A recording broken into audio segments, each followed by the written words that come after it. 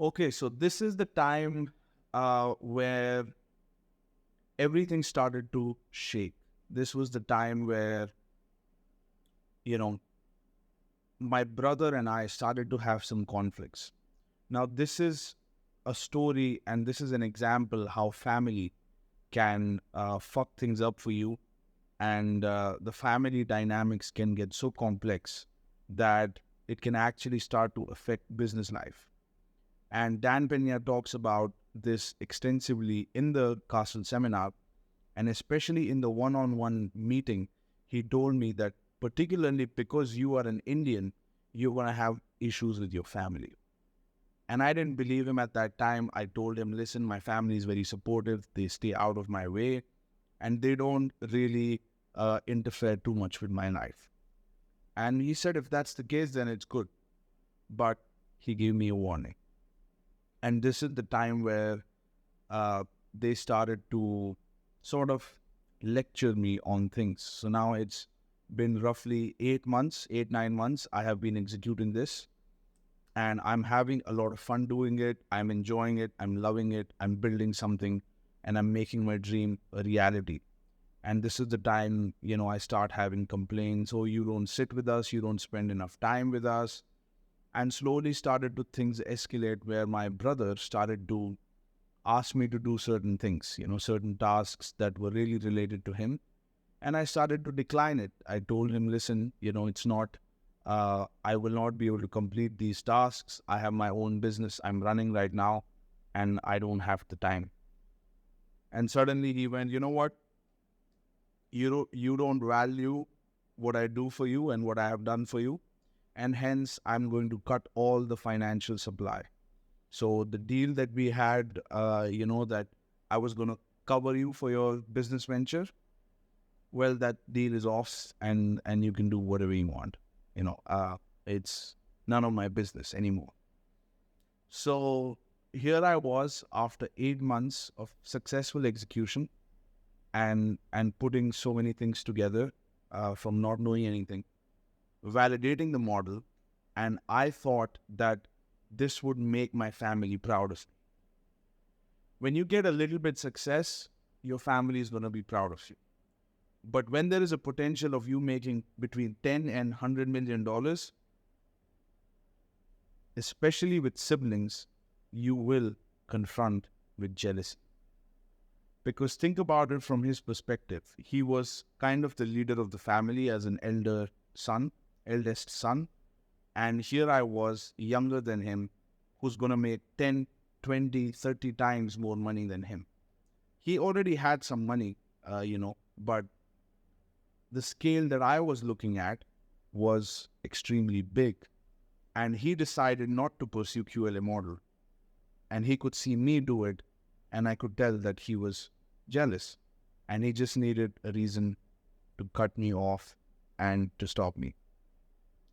And this is where it gets nasty. We went into a nasty dynamic where I have this nice house that I'm living in, everything paid for, and all I can do is just focus on the work and get things done. But now I'm having to move outside the house. And this is where I have to pay my own bills while executing QLA, which is one of the most challenging things. If you have some money to sustain yourself over the course of the project and until your first deal, it's just perfect situation. But when you have to work, and I never had a job, and now I have to generate an income, I don't know how to get the money. And this is when, I started to really, it was a big shock. Now I find myself moving out of the house, taking a studio in the city, living all by myself. And this is where my project starts to get affected. I had some money with me, some savings, but it was enough for me to sustain another 6 to 8 months. And this is where the emotional pressure begins, where I have a deadline. If I don't execute, I will lose all the money that I have, and I would have lost, so much time and tremendous amount of credibility in front of these board members and the shareholders that I had brought on board. And it was very it was a big learning experience to be able to survive in a city where the expenses are $4,000-5,000 a month. So if you're staying for 10 months, you end up spending $50,000, living a very basic life, and at the same time, day and night doing QLA. And I did that. I went outside. I found a way to generate income. I used some of my funds. I started to consult people. And this is the time where one of my friends was actually looking at my progress, and he was getting inspired. And he asked me, do you think I could do this? And I said, it depends. I would give it 50% chance that you could do it. I told him it's not for everybody.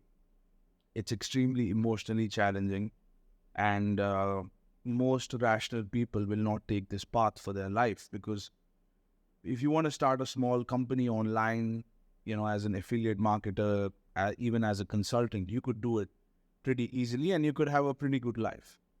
But doing this full time is a motherfucker. I mean, it's very tough and it's emotionally hard, and you don't get to spend time with your family, and your mental health gets affected, emotional health gets affected. It's a pressure that you're not going to be used to.